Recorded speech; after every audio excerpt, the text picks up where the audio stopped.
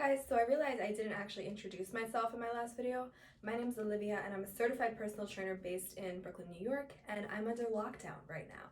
So with that being said, I decided to make this video that's not only going to be a talk through workout, that's going to be a little bit later in the video, but first addressing some tips that I've been using to help me stay fit and kind of healthy mentally, emotionally, physically at home. So yeah, disclaimer, you are going to hear noise outside because like I said, I do live in New York. So not only are we the epicenter for the coronavirus, sis, we are also the epicenter for people fighting in the middle of the street so the whole neighborhood can hear. So if you can hear that, I'm sorry. There's not really much I can do. But yeah, let's jump right into my tips. Well, my first tip is to, shocker, get in some physical activity, running, biking, jogging, dancing, following a workout. I've been posting daily workouts on my Instagram. It'll be in the description below.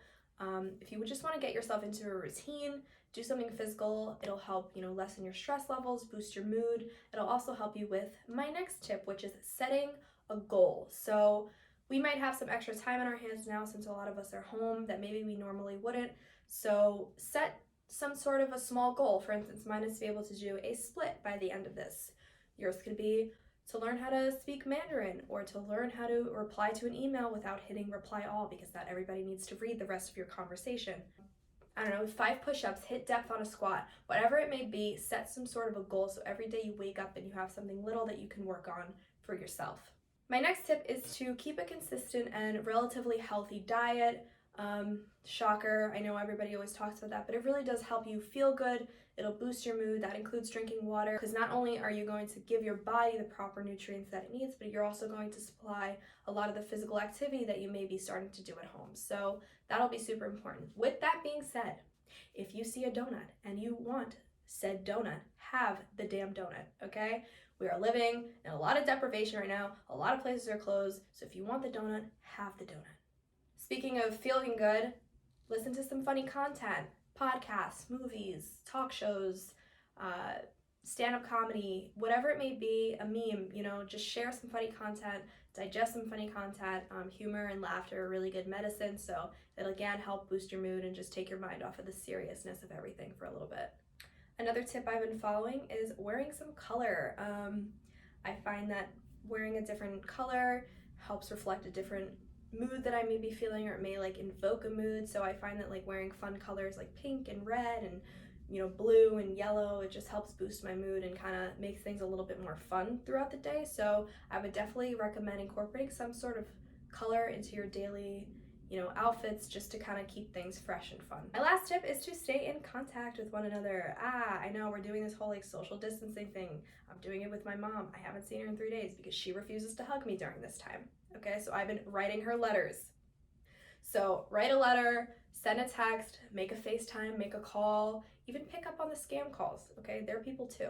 Just keep in contact. It'll help keep things, up to date. It'll help you feel less alone and just you're in this all by yourself, because everybody's in this together. So I highly recommend keeping in contact. Those are all my tips. Now we're gonna get on into the talk through workout.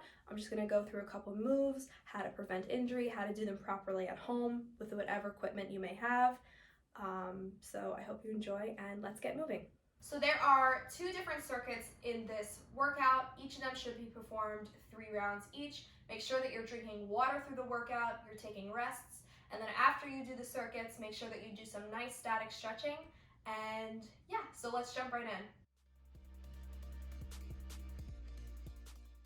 First thing I want to go over, most of my clients know that we use this as part of the warm-up, but I want to go over it because it is super important to understand where the movement is coming from.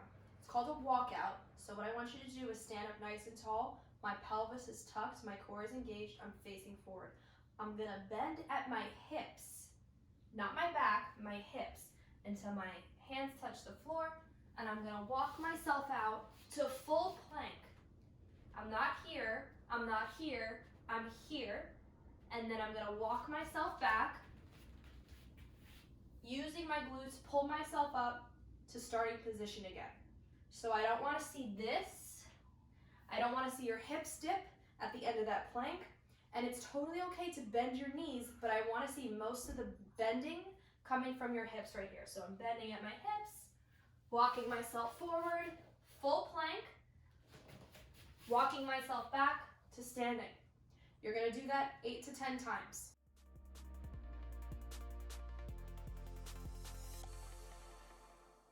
So the next exercise or warm-up I wanna go over is the cat-cow or cat-camel. Whatever it is, the movement is the same. So we're starting on all fours, quadruped position. Again, my pelvis is tucked, my core is engaged. I'm gonna inhale, and as I'm inhaling, I'm gonna arch my back, push my shoulder blades down, feel that nice stretch all up through here.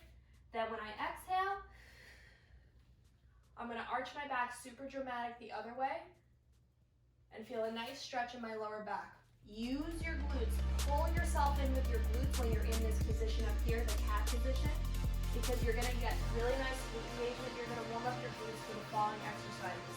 So I want you to do 10 reps of this.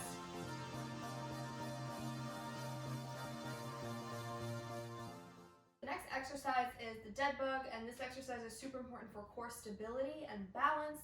And what makes this work is the breathing technique. So we're gonna get on our backs.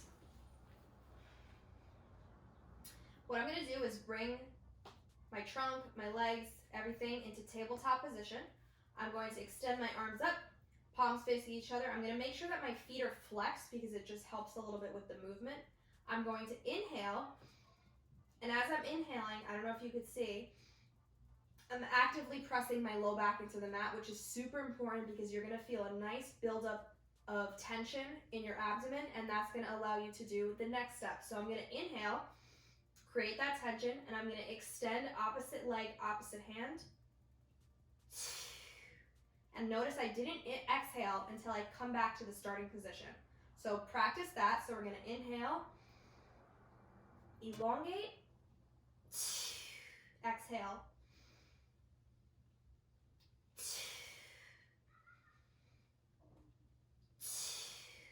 I want you to do this for 10 to 12 reps and then move on to the next exercise.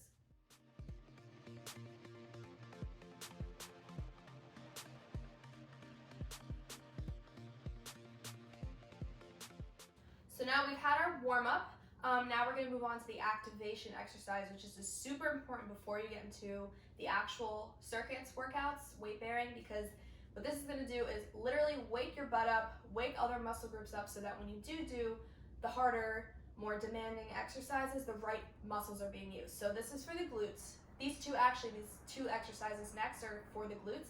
So we're gonna do a fire hydrant. If you have a resistance band, please use it. If you don't, completely fine.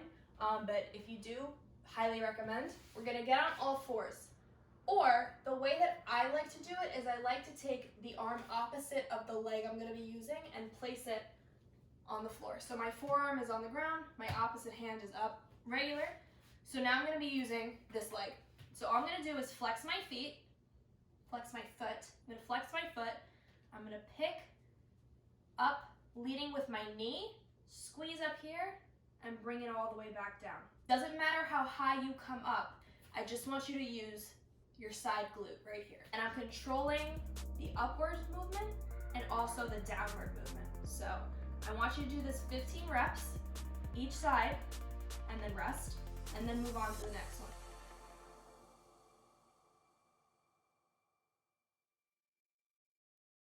So now moving on to the second activation exercise. This is a prone glute isolation or just a face down glute isolation. I've done this with almost every one of my clients, I'm pretty sure, but if not, here's how to do it. You're literally just gonna go face down, make your hand into a fist, and you're gonna rest your forehead on your fist. But for talking purposes, I'm gonna keep my head up.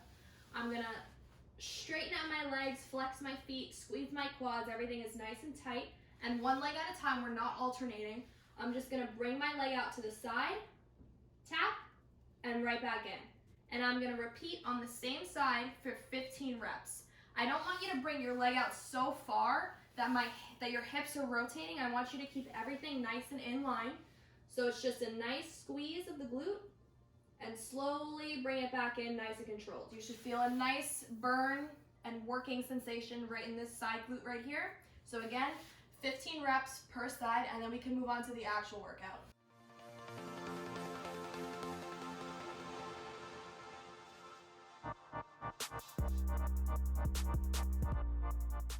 So this first exercise of the circuit is a kneeling squat. This is one of my favorite exercises for glute growth. It's really easy to progress and make harder, or regress and make simpler depending on your fitness level. So we're going to start in a kneeling position. I'm going to create a triangle in between my legs. My feet behind me, they can be touching. It just depends on your preference. I like to keep mine a little bit apart. I'm going to put my hands on my hips just so I can feel where the movement is coming from.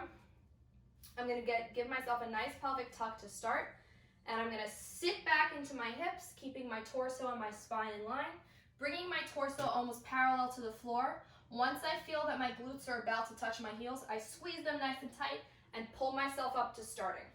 When I'm coming back up, I'm making sure that I'm not hyperextending. All I'm going to do is a slight tuck and squeeze the glutes. So again, dipping down, hinging at the hips, squeezing at the bottom, pulling myself up with my glutes.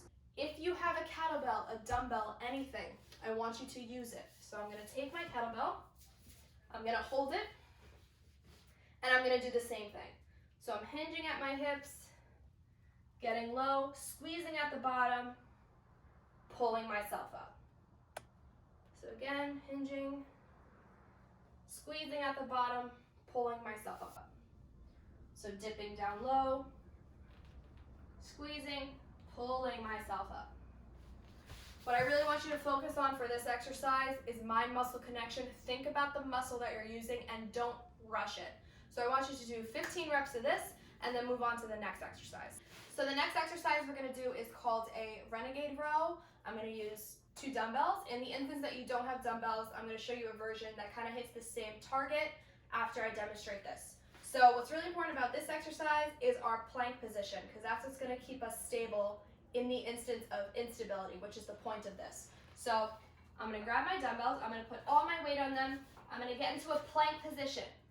Tuck and squeeze, and the wider my stance is, the more stability I'm going to have.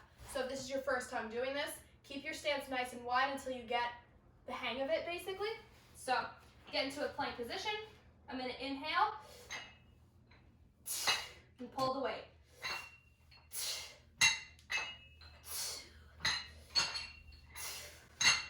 So the goal here is for me to not sway my hips in the face of that instability when I'm taking away one hand to pull the weight. If this hurts your wrist to hold the weights this way when I'm in the plank position, another version you can do is put your hands in between the weights, and each time you're getting ready to do the row, you just grab the weight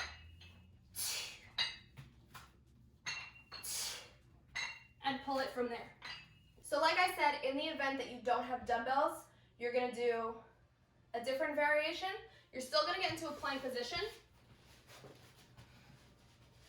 That nice tuck, nice core engagement, and I want you to tap from side to side as far as you can reach out. Again, trying not to sway your hips. So if you're going to do the renegade row, we're going to do 8 to 10 reps of that, 12 if you can. And if you're doing this variation without dumbbells, you're going to do 20 taps in total. So do this, get some water, and then we're going to move on to the last exercise of the first circuit.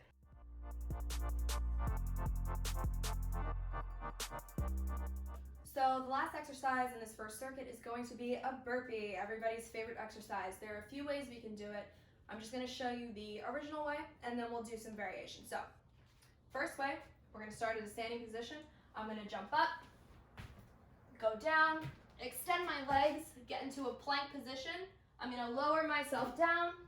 Once I'm at the bottom here, I'm going to pick up my hands, push myself up, and start again. Now, in the event that you don't feel comfortable jumping or it bothers your knees, there are a few ways you can do it.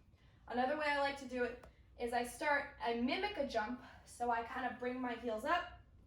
I'm going to go down, I'm going to step back with one leg, then the other, come down,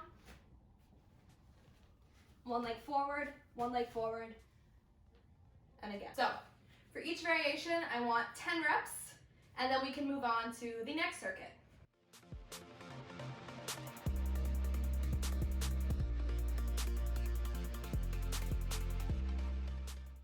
So for the second circuit, the first exercise is going to be a Bulgarian split squat. So grab an elevated surface, a chair, a bench, the edge of your couch, whatever it may be. I'm going to take my front leg, which is my working leg, and then I'm going to take my back leg and dent the top of my foot to hook onto the edge of the chair, bench, whatever. So what's really important about this is the angle right here, because that's going to determine what muscle group you're working. If the angle is larger, like in this case, I'm going to get more hamstring engagement. If the angle is a little bit smaller, in this case, I'm going to get more quad and glute engagement. And this is where I like to keep the tension. So I know that this is the right height for me because I'm able to bring my back knee all the way to the ground without hurting myself, basically. So I'm going to start in this position. I'm going to bring myself up, and I'm not going to bring myself up far enough to where this front leg locks out. The second I go like this, I lose all tension, and that's not what I want. So I'm going to do 10 reps, pushing through my heel, keeping constant tension by having a slight bend in the knee. And then I'm going to repeat for 10 reps on the other side. This can also obviously be done with dumbbells. If you have dumbbells, please use them. It's the same thing. I'm just going to hook my back foot onto the edge of the bench, make sure that my angle is good, that my knee can touch the floor. And I'm just going to do 10 reps.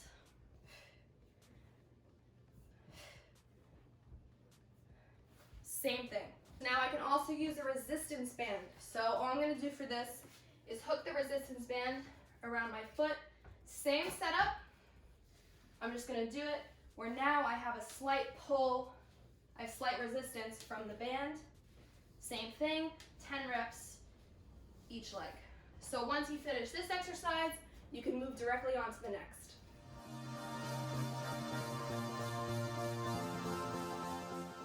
This following exercise is a decline push-up. A lot of times I'll make my clients do incline push-ups where their hands are on top of an elevated surface. For this purpose, your feet are going to be on top of the elevated surface and your head is going to be down. I'm going to get into my position. I'm going to keep my core tucked, and all I'm going to do is push myself down and up. And then again, down and up, and again, down and up. I'm going to do that for 10 reps, and then I'm going to move on to the next exercise.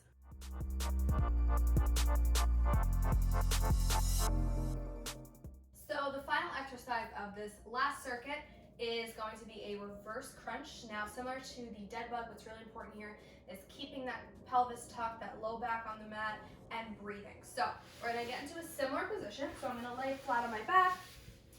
My legs and my feet are still going to be in tabletop. My feet are going to be flexed, but my hands are going to be by my side.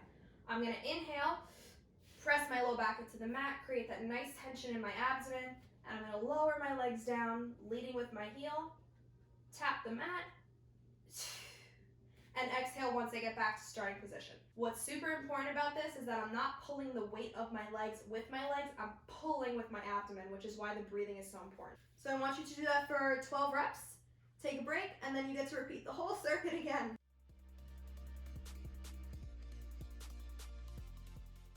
Congrats, you guys made it to the end of the workout. I hope you feel good. I hope you feel proud of yourself and accomplished, because I'm proud of you guys.